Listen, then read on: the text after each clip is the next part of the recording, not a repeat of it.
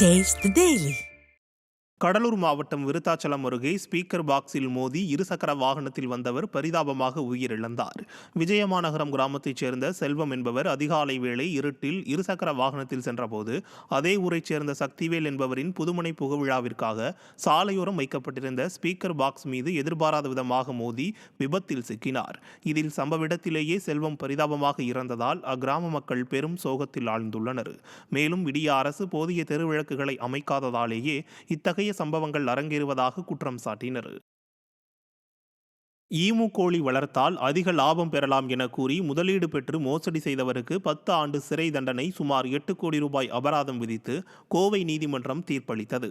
ஈரோட்டைச் சேர்ந்த குருசாமி என்பவர் ஈமு கோழி வளர்ப்பு தொடர்பாக சேலம் 5 ரோட்டில் கிளை துவங்கி தங்களிடம் முதலீடுகளை பெற்று மோசடி செய்ததாக 385 பேர் புகார் செய்திருந்தனர். இந்த வழக்கு கோவை டான்ஃபிட் நீதிமன்றத்தில் நடைபெற்று வந்தது. வழக்கை விசாரித்த நீதிபதி குருசாமிக்கு 10 ஆண்டு சிறை, 7,89,25,000 ரூபாய் அபராதமும் விதித்து தீர்ப்பளித்தார். மேலும் அந்த தொகையை பாதிக்கப்பட்ட 385 பேருக்கும் பிரித்து வழங்கவும் உத்தரவிட்டார்.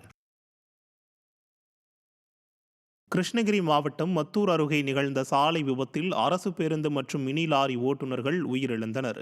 தருமபுரியிலிருந்து திருப்பத்தூர் நோக்கி சென்று கொண்டிருந்த அரசு பேருந்தும் போச்சம்பள்ளி நோக்கி எம்சாண்ட் ஏற்றிக் கொண்டு வந்த மினி லாரியும் நேருக்கு நேர் மோதி விபத்துக்குள்ளானது.